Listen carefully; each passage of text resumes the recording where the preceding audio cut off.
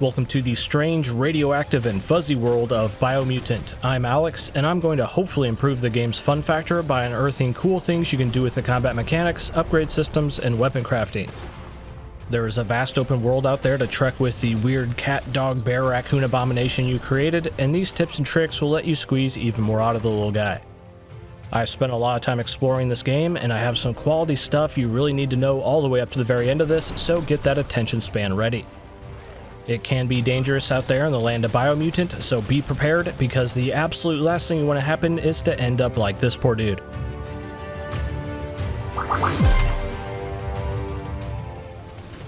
First, a few suggestions for mastering the ranged combat, because it can be ultra strong mid to late game if you do it right. As you likely already know, when jumping and firing, you activate a brief moment of slow-mo, but this can be more useful than just for shooting. You can jump and immediately fire to launch into a cool slow-mo melee strike, or use that brief slowed down moment to better prepare what ability you're going to cast. This can also give more time for your brain to input advanced combos that string together multiple abilities and attacks before even touching the ground. For example, I am extra slowing down the footage here, but I jump and fire, immediately cast Mud Punch followed by Blink, canceling into a plummeting melee strike, finishing with a cast to freeze. Of course, you don't have to go nuts with all this to be effective in combat, but this slow-mo mechanic can better improve the flair of your combo game or assist with hectic ability timing. Next, if you plan to use your guns fairly often, I highly recommend saving up 3 upgrade points as soon as possible to unlock the Perfect Reload perk. Reloading normally is really quite slow, especially with low-level guns, but this perk greatly rectifies that. With Perfect Reload, when your magazine gets to the last few bullets, you'll see a prompt to active reload before expending the entire magazine. This not only rapidly refills your ammo, letting you fire much more frequently, but it also provides a 20% damage boost to that entire next mag. That buff to your gun can be huge, especially combined with late game expanded magazines. Next, if you aim to rock a mostly ranged character build, I would also recommend being nice, at least until you reach rank 20 in the light aura. At that rank, you can unlock Levitate, which lets you float around fairly safely and rain down fire from above. You can also cast spells while you're up there. Some of the smaller melee enemy types will switch to chucking rocks at you, but just constantly stray from side to side to avoid their throws, because the absolute last thing you want to happen is to end up like this poor dude.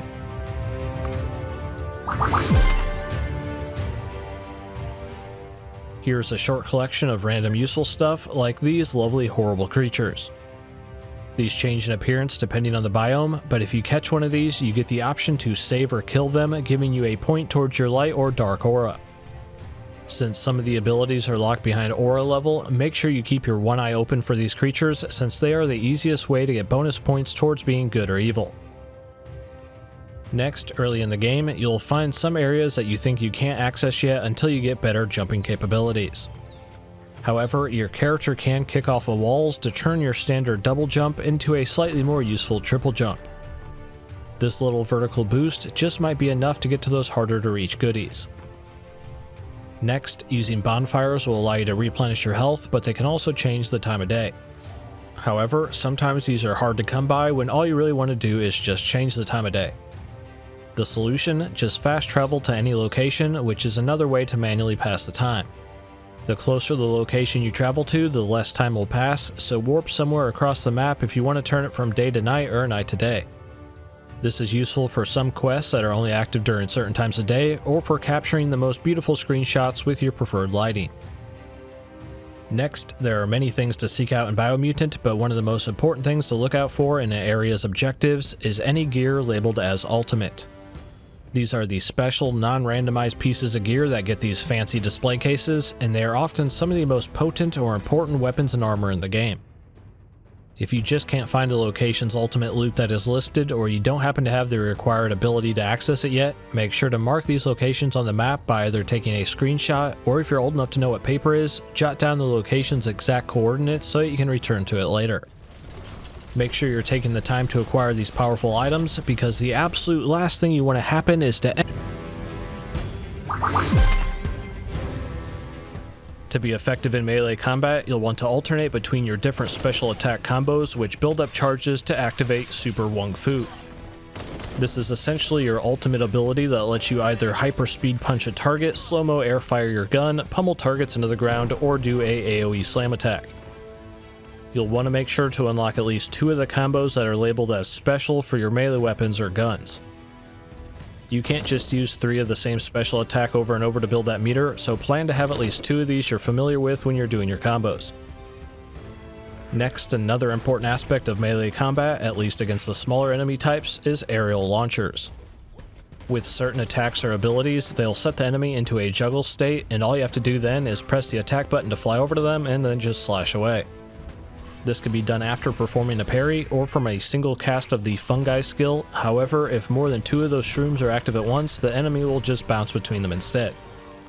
The best ability for setting up aerial juggles though is the Mud Punch, costing a pretty steep 14 bio points to unlock.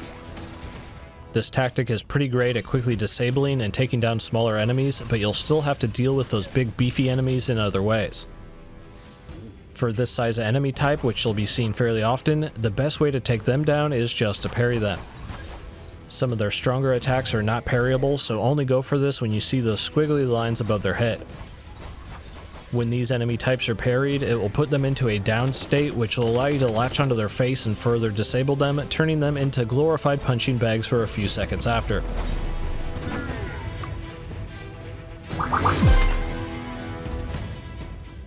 The final section, getting more out of your gear in the crafting system. You're going to be slapping some really unsafe combinations of gun parts together to make some pretty wacky guns. However, it can be pretty easy to just sell an outdated gun that isn't on your favorites list with all those weapon mods on it, which could be repurposed for something even better. For this reason, always scrap your weapons, which freely returns all the weapon mods that are on it. This all also applies to your armor as well, refunding those add-ons that you socketed onto them.